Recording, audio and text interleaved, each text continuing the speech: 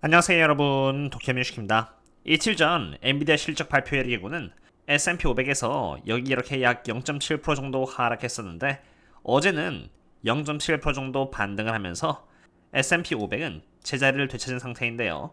가장 먼저 차트를 바라보자면은 S&P 500에서 이렇게 bearish engulfing 패턴이라는 좋지 않은 패턴이 잡힌 상태로 여기 4월달과 동일한 bearish engulfing 패턴이 나온 상태입니다. 여기 이 패턴은 지난번의 흐름을 이렇게 다 먹어치우는 이러한 음봉이 나왔을 때의 차트로 4월달과 같이 지난번의 횡보를 먹어치우는 bearish engulfing 패턴이 이렇게 나왔고요. 여기 음봉 범주 내에서 이렇게 조금씩 움직임을 보여주다가 여기 위로 깨지 못할 경우 결국 이렇게 하락하게 되는 것을 의미하는데요. 이번에도 마찬가지로 여기 범주를 깨지 못할 경우 결국은 하락으로 잡힐 수 있음을 의미합니다. 엔비디아의 실적과 가이던스가 훌륭했음에도 불구하고 5월 23일 엔비디아의 실적 발표 당일날 주가의 흐름이 전반적으로 좋지 않았던 이유는 Manufacturing PMI와 Service PMI 지표가 매우 인플레이셔너리하게 나오면서 엔비디아를 제외한 나머지 기업들은 사실 전부 다 하락했기 때문입니다. 이 와중에 엔비디아가 실적과 가이던스가 좋았지만 그것 외로도 엔비디아의 주가가 영향을 받지 않을 수 있었던 이유는 바로 배당금 인상과 더불어서 10대 1이라는 주식 분할 이벤트 때문이었는데요. 이번에는 엔비디아 외로 과연 어떤 주식이 분할 가능성이 있는지 한번 알아보고자 합니다. 알아보기 전에 엔비디아 차트에 대해서 간단하게 보고자 하는데요. 우선 엔비디아의 경우는 10대 1 주식 분할과 실적이 발표되면서 주가는 $1000 이상 올라갔습니다. 엔비디아가 이번에 주식 분할한 것은 처음이 아닌 것으로 지난번에 4대 1로 분할을 했을 때 여기 보시면 이렇게 약 133% 정도 상승을 하였는데요. 이번에 엔비디아가 분할을 한 뒤로부터 약 12% 정도 상승을 했으므로 과거의 기준을 빗대서 본다면 상승할 수 있는 여지는 남은 것입니다. 하지만 이것은 그냥 하나의 예시라고만 알아둬야 하고요. 엔비디아가 이번 실적 매출액 성장률에 있어서 이렇게 엄청난 성장률을 또 한 번 더 보여준 것은 맞지만 사실 이제 다음 분기인 2분기를 시작으로 해서 성장률은 큰 폭으로 계속 줄어들 것으로 예측이 되고 있는 상태입니다. 우선 대부분의 애널리스트들이 바라보고 있는 엔비디아의 프라이스 타겟은 여기 보시면 이렇게 $1100 이상임을 볼 수가 있고요. 지금 엔비디아의 주가는 $1064 정도이기 때문에 더 올라갈 수 있는 여지는 있습니다. 하지만 엔비디아는 밸류에이션 관점에서 보유자 영역을 가리키고 있는 상태로 기존 보유자들은 평단가가 상대적으로 낮고 주가가 하락해도 대응할 수 있는 여지가 충분히 있지만 지금 새롭게 진입을 한다는 것은 엔비디아의 시가총액이 순이익 대비해서 이렇게 62배의 가격을 주고 산다는 것을 의미합니다. 엔비디아의 주가가 $1150까지 간다고 해도 지금으로부터 약 8%의 상승을 의미하나 반대로 2025년까지 104% 정도에 준하는 성장률을 또 보여주지 못할 경우 실망 매물이 나올 수 있는 만큼 새로 진입한 경우라면은 저라면 보수적으로 바라볼 듯 합니다. 그럼 이제 엔비디아 말고도 어떤 주식이 주식 분할의 가능성이 있는지 한번 알아보고자 하는데요. 우선 뱅크 오브 아메리카에 의하면은 가능성 있는 종목들은 반도체 기업인 브로드컴과 슈퍼마이크로 컴퓨터가 있고요. 그리고 그 외에 서비스나우와 넷플릭스가 주식 분할의 가능성이 있는 기업들로 뽑혔습니다.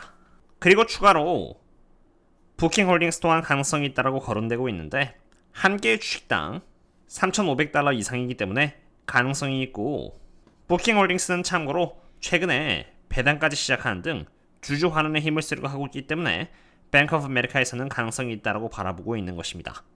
가능성 있는 반도체 주식으로는 브로드컴과 슈퍼마이크로 컴퓨터가 있다는 것을 알게 된 만큼 먼저 브로드컴의 펀더멘털에 대해서 알아보고자 하는데요. 브로드컴은 지금 이렇게 $1,407 하는 기업으로 엔비디아가 약 $1,000 정도대 주식 분할을 하기로 했으므로 브로드컴 또한 충분히 할 수 있는 것입니다. 우선 브로드컴이 보여주고 있는 펀더멘털은 전반적으로 나쁘지 않습니다. 매출액은 이렇게 계속 우상향을 하고 있는 상태이고요.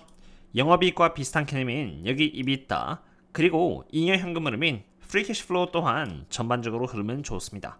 다만 최근 들어서 순이익이 이렇게 큰 폭으로 빠졌다는 것은 조금 아쉬운 부분으로 여기 EBITDA는 빠지지 않았는데 순이익이 빠졌다는 것은 이자나 세금 혹은 감가상각 측면에서 많이 빠지게 되면서 순이익이 함께 줄어들었다고 보시면 될 것 같습니다.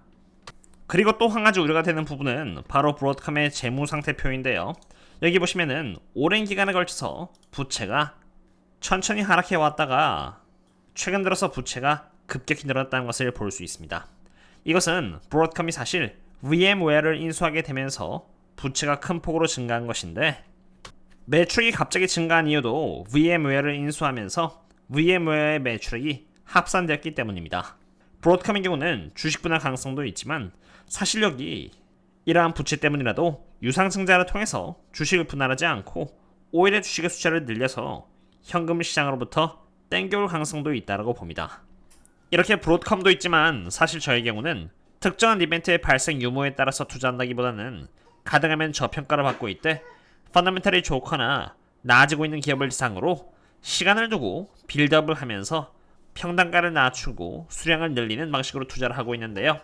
제가 투자하고 있는 기업들은 이렇게 CEO가 올인한 최소 30% 저평가 우량주 기업이라던가 내부자 매수가 잡힌 기업 45% 저평가를 받는 기업으로 정확히 언제 주가가 올라갈지는 타이밍을 잡지는 못하지만 해당 기업 또는 해당 기업이 위치한 섹터를 대상으로 매일 숙제를 하면서 저의 투자 근거가 유효한지 아닌지를 매번 평가하면서 빌드업을 하고 있습니다. 혹시라도 이처럼 꾸준히 숙제를 하면서 정석적으로 빌드업을 하면서 장기 투자를 하고 싶으시다면 제가 방금 보여드린 네이버 프리미엄 컨텐츠라던가 신사학개미 분들 대상으로 제공드리고 있는 텔레그램 혹은 외국에 계신 분들을 위해서 제가 제공하고 있는 이러한 페이트리온 등의 서비스를 통해서 참가해보시면은 제가 최대한 더 많이 서포트를 해드릴 수 있지 않을까 생각이 됩니다. 그럼 이제 남은 슈퍼마이크로 컴퓨터를 보겠습니다. 슈퍼마이크로 컴퓨터는 883달러 한 기업으로 마찬가지로 꽤나 높은 단가에 거래가 되고 있기 때문에 주식 분할의 가능성이 있는 기업으로 지금 거론되고 있는 상태입니다. 펀더멘탈을 한번 보겠는데요. 매출액은 우상향하고 있고 이비타 또한 이렇게 우상향을 하고 있지만 잉여 현금 흐름인 프리 캐시플로우는 이렇게 마이너스를 기록하고 있는 상태입니다.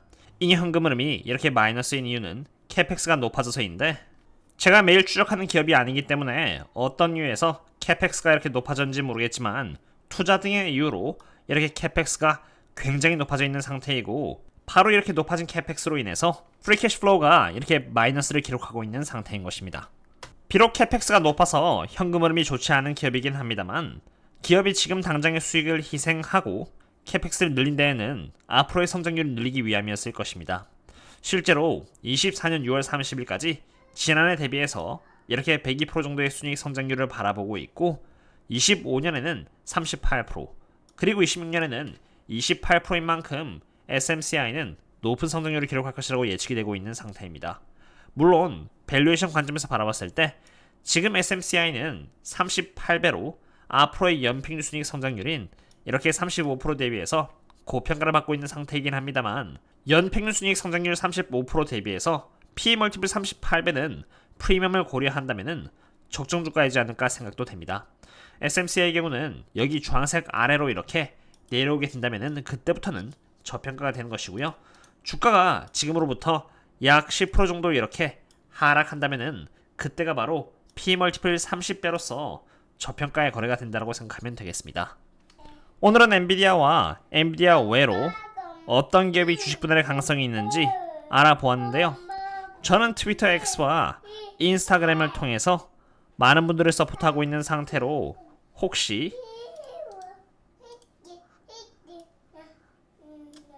기업 분석을 했으면 하는 기업이 있다면 댓글로 남겨주시면은 여기처럼 분석을 남겨드리고 있는 상태이고요. 인스타에도 이렇게 꾸준히 분석을 남겨드리고 있으니 많은 참고 부탁드립니다. 오늘은 여기까지 하겠고요. 그럼 다음에 또 만나요. See you later.